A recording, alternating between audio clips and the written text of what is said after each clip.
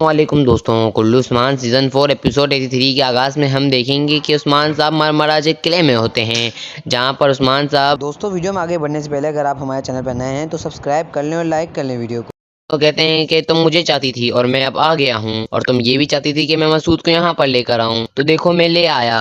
और तुमने मुझे बुलाया तो मैं भी तुम्हारे सामने खड़ा हूँ। तुमने मुझे शेख अदब अली और बाला खातून की धमकी भी दी थी, अगर मैं ना आया तो तुम उन्हें मार दोगी। और अब देखो मैं तुम्हारे सामने खड़ा हूँ, अब तुम इन दोनों को जाने दो। लेकिन इतने में इस्माइल सुल्तान हुक्म देती है कि इन दोनों को फांसी दे दी जाए। इस्माइल साहब भी उसके हुक्म पर बहुत ही हैरान हो जाते हैं। इस मुनाफिक इस्माइल सुल्ताना ने एक बार फिर से अपना वादा तोड़ दिया था। ये देखकर सुल्तान मसूद भी कहते हैं कि शेख मोहतरम को पुकारते हैं और आगे बढ़ते हैं। ये देखकर उस्मान साहब भी फौरी तौर से हाथ से और अपने पास में हाथ में छुपा हुआ खंजर फौजियों पर मार देते हैं, जिसके बाद आग तैमूर और उनके सिपाही भी फौरन तौर पर हरकत पे आते ही फौरन तीर अंदाजों पर हमला कर देते हैं। वहीं उस्मान साहब अपने सामने तमाम आने वाले सल्जूक सिपाहियों को कत्ल करते हुए शेख अदब अली और बाला खातून की तरफ उनकी गर्दनों पर लटकते हुए बंदूक को काट देते हैं। इससे वो दोनों जमीनों पर जा गिरते हैं। ये देखकर इस्माइल सुल्ताना हक्का बक्का रह जाती हैं और कोई भी हरकत करने के लायक नहीं देता। वहीं पर हम देखते हैं कि उस्मान साहब पर एक और तीर अंदाज फौरी तौर पर तीर चलाता तो फौरी तौर पर जवाबन आग तैमूर भी उसे तीर चलाकर वहीं खत्म कर देते हैं। और यूं इस्माइल साहब बाला खातून और शेख अदब अली के सामने और उनके सिपाही ढाल बनकर खड़े हो जाते हैं, जिसके बाद उस्मान साहब दोनों को जमीन से उठाते हैं और पूछते हैं कि आप लोग ठीक हैं। इस पर शेख अदब अली कहते हैं कि मैं ठीक हूँ, और फिर बाला भी कहती है कि मैं भी ठीक हूँ जनाब। इस पर अल्लाह का शुक्र अदा करते हैं उस्मान साहब और कहते हैं गुस्से से इस्माइल की जानिब देखते हैं, बार बार पुकारते हैं, जबकि वहाँ खड़े तमाम सरदारान एक दूसरे की तरफ देख रहे होते हैं कि अचानक से यहाँ पे क्या मामला हुआ है। यहीं पर हम दूसरी जानिब देखते हैं, जब मरमराज किले के अंदर जब सल्जूक की सिपाही गश्त कर रहे थे, तब एक सिपाही कहता है कि तमाम सिपाही जिंदान में दाखिल हो गया है, जल्दी करो चलो। इसी दौरान एक दस्ता जो आग तैमूर की क़यादत में था, वो इन तमाम सिपाहियों को जाते देख कर कहते हैं कि, और फिर ये सिपाही आग तैमूर से पूछता है क्या हमें उस्मान साहब की मदद करनी चाहिए जनाब। इस पर आग तैमूर कहता है नहीं, हमारा मकसद जब सरदार इनको जिंदान की तरफ ले जाएंगे तो हम महल में दाखिल हो जाएंगे, हम यही करेंगे, हम अपने मकसद से अलावा कुछ भी नहीं करेंगे। समझ गए सिपाहियों, हम जब तक इंतजार करेंगे जब तक कि मुनाफिकों को गिरा ना दिया जाए। इस पर तमाम सिपाही कहते हैं जो कि आपका हुक्म। आग तैमूर फिर तमाम सिपाहियों को लेकर के बाद आग तैमूर तमाम सिपाहियों को किले की तरफ लेकर रवाना हो जाता है। फिर से वही मंजर दिखाया जाता है जहाँ पर उस्मान साहब अभी भी बाला खातून और शेख अदब अली को बचाकर उन दोनों के सामने खड़े थे। फिर इस्माइल से मुखातिब होकर कहते हैं कि अब तुम जालिमों में से हो इस्माइल, तुम आखिरकार इसका हिसाब किताब दोगी जरूर, तुमने जो भी किया है, लेकिन सबसे बड़ा हिसाब वो लोग देंगे जो आपके साथ खड़े हुए और ये सब कुछ चुपचाप से देखते रहे और इस जुल्म पर खामोश रहे। मैं उन सब से हिसाब लूंगा। इस पर इस्माइल को सुल्ताना कहती है कि जब तक जब इनकी तीर चलेंगी तो इनका निशाना आप ही होंगे। इसी के साथ सुल्तान मसूद की जानिब देखकर कहती हैं कि मेरा बेटा सुल्तान अलाउद्दीन आ रहा है और वही आप लोगों से लिपटेगा। मैं तुम सबके सर उतार कर उसके सामने पेश कर दूंगी और इन्हें हर कबीले में ले जाऊंगी ताकि तुम लोग इबरत का निशान बन पाओ। फिर कभी भी कोई भी बगावत पर नहीं उतरेगा और ना ही गद्दारी की कोशिश करेगा। उस्मान बे कहते हैं कि इस बात से कोई फर्क नहीं पड़ता कि कौन आ रहा है, और अगर हम में से इस जमीन पर कोई मरेगा तो हम सब ही कल मरने को तैयार होंगे। इस बात से मैं खौफजदा नहीं हूँ। ये सुनकर इस्माइल के पास कोई जवाब नहीं होता और फिर उस्मान बे सुल्ताना से कहते हैं कि ये फैसला तो आपका है वालिदा सुल्ताना, कि आखिर करना क्या है। इस पर इस्माइल सुल्ताना कहती है कि तुम में से कोई भी इस किले से जिंदा नहीं निकलेगा, तुम सब लोग मारे जाओगे क्योंकि मैं बहुत ज्यादा ताकतवर हूँ। इसी के साथ इस्माइल ओलोफ को पुकारती है और फिर ओलोफ अपने तमाम तर सिपाहियों के साथ किले के अंदर से बरामद होता है। ये देखकर ओख्तम बेग और बेंगी खातून परेशान रह जाते हैं। कुछ ही देर बाद ओलोफ इस्माइल सुल्ताना के सामने सफ में आकर खड़ा हो जाता है और फिर सुल्ताना इस्माइल बे की जानिब मुस्कुरा कर कहती हैं कि तंजिया नजरों से देख रही होती हैं और कहती हैं कि मेरे साथ अब ओलोफ भी है और बाकी तमाम लोग भी, इसलिए मैं बहुत ज्यादा अब ताकतवर हूँ। वहीं उस्मान बे ओलोफ को देखकर कहते हैं कि अभी भी तुम यहीं पर हो। जिस पर ओलोफ कहता है कि मैं यहीं पर हूँ उस्मान, मैं तुम्हें मारे बगैर कहीं नहीं जाऊंगा, मैं तुम्हें मारने के बाद। जिस पर उस्मान साहब कहते हैं कि ठीक है फिर आ जाओ।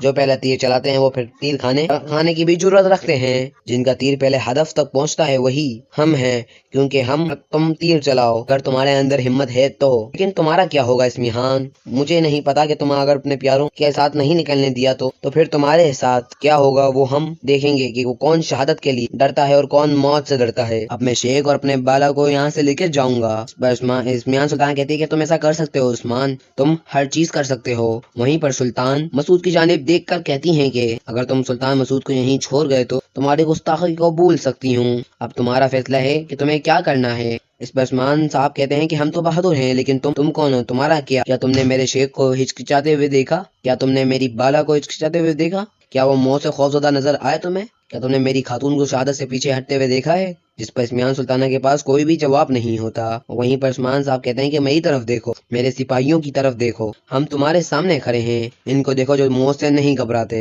اور نہ ہی ہمیں ڈرانے کی کوشش کرو۔ تم ان سب کو دیکھو تاکہ تمہیں اپنی موت یاد رہے۔ موت کو یاد کرو اسمیان، موت کو یاد کرو اسمیان۔ تم لوگ یہاں پر ایک ہی مقصد اور مشترکہ ہونے کے لیے، ایک ہی مفاد کے لیے کام کرتے ہو۔ جو بھی تم لوگ کرتے ہو وہ سب مال کے لیے کرتے ہو اور جان کے لیے ہے، تم لوگ اسلام کے لیے کچھ بھی نہیں کرتے ہو۔ اس پر اسمیان اپنے فوجیوں سے کہتی ہے کہ اپنے تیر کا ہدف سپاہیوں کی طرف مت کرو، عثمان کی طرف کرو اور اس کے ساتھیوں کو باندھ دو۔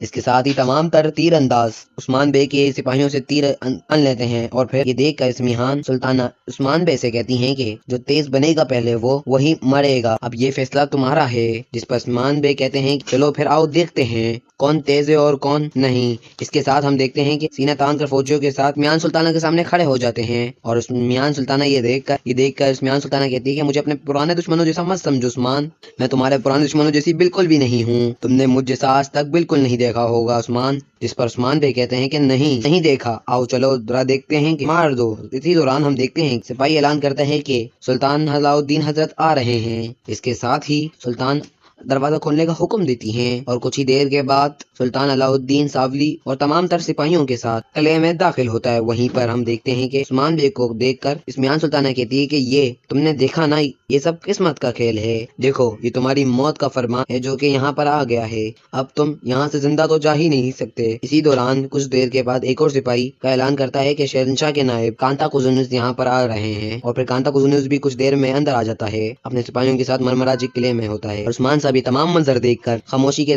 کھڑے ہوتے ہیں کہ یہ تمام تر دشمن ایک اکٹھا ہو گئے ہیں اور مجھ سے مقابلہ کرنے کے لیے آ گئے ہیں۔ دوسری طرف ہم دیکھتے ہیں کہ سلطان علاؤالدین اپنے گھوڑے سے اتر کر سلطانہ کی جانب آتا ہے اور اپنے آس پاس کے منظر کو دیکھ لگتا ہے کہ آخر یہاں کیا ہوا ہے، اور پھر کچھ دیر کے بعد معاملات کو تمام مد نظر رکھتے ہوئے عثمان صاحب سے بات کرنے لگتا ہے کہ اسمیان کہتی ہے کہ اب کیا کرو گے عثمان، تمہارا اب کیا ہوگا؟ یہیں ہم دیکھیں گے کہ قمر الابدال تمام مریضوں کو مرتا ہوا دیکھ کر کافی زیادہ غمزدہ ہوتے ہیں، اور پھر کہتے ہیں کہ ہم اللہ کی طرف سے ہیں اور اسی کے پاس واپسی ہے ہماری۔ اور یہیں پر کچھ ہی دیر میں ایک اور شخص مر جاتا ہے، جسے دیکھ کر ملون خاتون بھی پریشان رہ جاتی ہیں، اور باقی کے تمام لوگ بھی کافی زیادہ پریشان نظر آ رہے ہوتے ہیں۔ لیکن وبا کا مقابلہ کرنے کے لیے لوگوں کے پاس کوئی بھی دوا موجود نہیں تھی۔ اسی پر ملون خاتون کہتی ہے کہ اتنی وبا کی وجہ سے اتنی موتیں ہو چکی ہیں قمر الابدال، کیا کچھ ہوگا؟ کیا دوا کام نہیں کر رہی ہے؟ اس پر قمر الابدال کہتے ہیں کہ میں نے جو دوا تیار کی ہے وہ لوگوں کو ٹھیک نہیں کرتی، ملون خاتون بالکل بھی ٹھیک نہیں کر پا رہی، وہ مضبوط لوگوں پر بھی کام نہیں کر رہی، زہر کو بس کم کر دیتی ہے اور اس کے علاوہ یہ کچھ بھی نہیں کرتی۔ اگر ہمیں زہر کا علاج نہ ملا تو زہر کا دریافت بھی نہیں ملے گا، ہمیں زہر کا مغز تیار کرنا ہوگا۔ اس پہ عائشہ خاتون کہتے ہیں کہ وہ اسمیان سلطانہ وہ زہر اسی جگہ سے لائی ہے جس کا ہمیں بالکل بھی علم نہیں ہے، تبھی تو ہمیں یہاں پر اس کا مخص نہیں مل رہا۔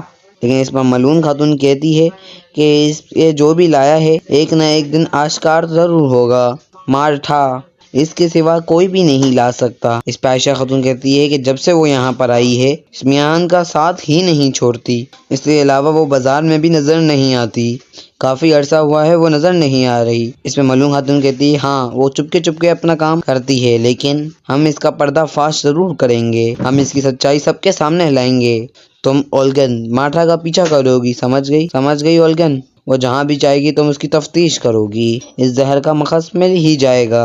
اس پر عائشہ خاتون کہتی ہے کہ اور اولگن کہتی ہے ٹھیک ہے، اور پھر وہ وہاں سے روانہ ہو جاتی ہے تاکہ مارٹھا کا پیچھا کیا جا سکے۔ اس پر ملون خاتون کہتی ہے اسما سے کہتی ہے کہ تم بازار میں آس پاس پوچھو کہ جسے بھی اس نے ماس خریدا ہے کیا وہ بارے میں پتہ کرو۔ اس کے بعد اسما بھی ہاں کہتے وہ وہاں سے چل جاتی ہے، جس کے بعد ملون خاتون اور رانو علاؤالدین سے کہتی ہے کہ باہر سے اسٹریچر لے کر آؤ، ہمیں شہیدوں کو یہاں سے لے کے جانا، جس پر علاؤالدین بھی اپنے کام لگ جاتے ہیں کہ دوسری طرف ہم دیکھتے ہیں کہ قمر الابدال کونور کا علاج کر رہے ہوتے ہیں، وہیں پر ملون خاتون کے بعد اس ایپیسوڈ کا اختتام ہو جاتا ہے۔ اگر آپ کو آج کی ویڈیو پسند آئی تو لائک کرنا مت بھولیے گا، شیئر اور سبسکرائب کرنا بھی مت بھولیے تاکہ آپ ہماری لیٹسٹ ویڈیو دیکھ پائیں۔ ملتے ہیں اپنی اگلی ویڈیو میں، تب تک کے لیے اللہ حافظ۔